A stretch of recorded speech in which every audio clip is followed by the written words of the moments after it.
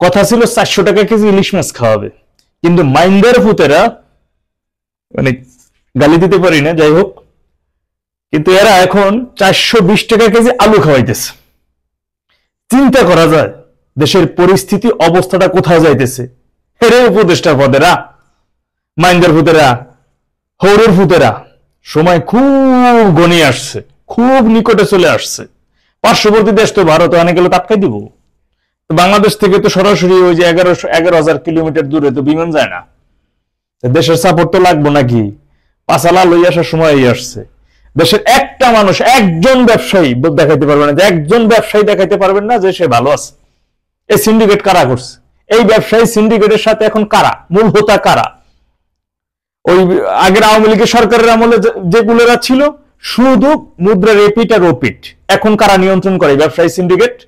ওরা নয় হাজার হাজার কোটি কোটি টাকা এই ব্যবসায়ী, এই সিন্ডিকেটের কাছ থেকে এই সাধারণ মানুষের রাতারাতি যে কোনো একটা জিনিসের দাম বাড়ায় দিয়ে মুহূর্তের মধ্যে লক্ষ লক্ষ টাকা ইনকাম করছে, মুহূর্তের মধ্যে কোটি কোটি টাকা ইনকাম করছে। আর এখন কারা করতেছে? এই যে মুহূর্তের মধ্যে 420 টাকা কেজি আলু, চিন্তা করা যায়। এখন আমার প্রশ্ন, যে কৃষক এই আলুটা চাষ করছে জমিতে, ওই কৃষক কত পাইছে? এটা হচ্ছে আমার প্রশ্ন। উপদেষ্টারা আছে হচ্ছে কোন জায়গার নাম পরিবর্তন করবে, কোন জায়গায় বঙ্গবন্ধুর ছবি আছে ওইটা ফেলাই দিব, কোন জায়গায় বঙ্গবন্ধুর অস্তিত্ব নষ্ট করা যায় সেগুলো নিয়ে, আওয়ামী লীগে কিভাবে নিদান করা যায় একটা জিনিস নিয়েছে। সাধারণ মানুষ খাইলো না খাইলো, বাঁচলো কি মরলো, বা ব্যবসায়ী যে একটা গ্রুপ লাগাই দিয়েছে ব্যবসায়ীদের পিছনে। আমি যতটুকু শুনছি যে আওয়ামী লীগ সরকারের আমলে সালমান এফ রহমান সাহেব হলো ব্যবসায়ীদের আর সরকারের কাছে সাথে কমিউনিকেশন করে দিত। তো সালমান এফ রহমান অর্থাৎ এই দরবেশের দায়িত্বটা বর্তমানে কে পালন করতেছে? এটি এখন আমার প্রশ্ন, যে এখন কোন দরবেশ বাপ, ওদের দরবেশ বাপ এই জিনিসটা পালন করতেছে, যে ব্যবসায়ীদের সাথে সরকারের একটা কমিউনিকেশন করে দিছে যে রাতের মধ্যে এই জিনিসের দাম বাড়াই দাও, ওই জিনিসের দাম বাড়াই দাও, এবং তার মুনাফা এরা পাইতেছে। অর্থাৎ এরা তো নির্বাচিত একজন জনপ্রতিনিধি হইলে তার কিন্তু দায়বদ্ধতা থাকে জনগণের, এদের তো কোনো দায়বদ্ধতা নাই। জনগণ খাইলো না মরলো, বাঁচলো না কি হলো না হলো, এগুলো নিয়ে তাদের কোনো চিন্তা নাই, কোনো চিন্তাধারা নাই।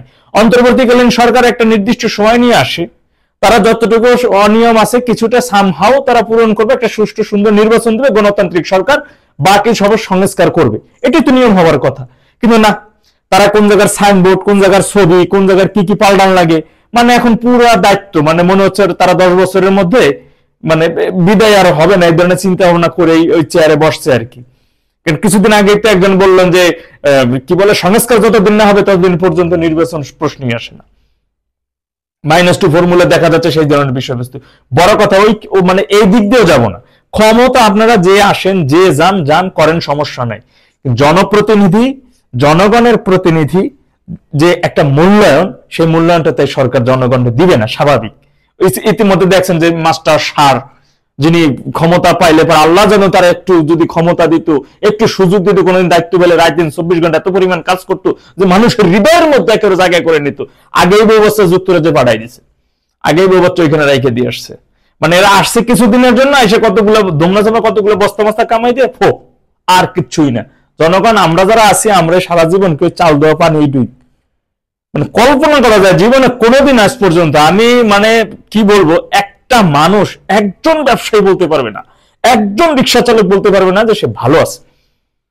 অর্থাৎ এই জনগণ যখন খেইপা যাবে, এই জনগণ যখন ক্ষুধার্ত, মানুষ কিন্তু অনেক অনেক যন্ত্রণা সহ্য করতে পারে, কিন্তু ক্ষুধার জ্বালা কেউ সইতে পারে না। কিন্তু এই ক্ষুধার জ্বালা যখন শুরু হয়ে যাবে, তখন কিন্তু ওই বানরের মতো এমনি পিছন সাইড লাল হয়ে যাবে, ভয়ঙ্কর রকমের লাল হয়ে যাবে, এবং পরিস্থিতি সেদিকে যাইতেছে। কোন দেশে যাবে? সরাসরি বিমানবন্দর থেকে তো বিমানে যাওয়ার স্যার এই তো আর ছাড়া কোনো রাস্তা নাই, কারণ বর্ডার পার হলে তো ভারত তোমার বড় জেলখানা। সুতরাং ওই বিমানবন্দর মধ্যে যাইতে হবে, ওখানে আটকাই দেওয়ার মতো লোক আছে তো, ফট করে যদি বিমান উঠতে পারবে না, শর্ট করে যদি বিমান উঠতে পারতেন, তাহলে আওয়ামী লীগের এত মন্ত্রী, এত এমপি এখন ওই হাজতখানায় থাকতো না।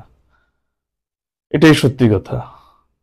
তো যতই হোক না কেন, শুধু একটা অনুরোধ থাকবে আপনাদের কাছে, একটা অনুরোধ থাকবে, না পারেন দ্রুতভাবে নির্বাচন দিয়ে সরে যান, দ্রুতভাবে নির্বাচন দিয়ে সরে যান।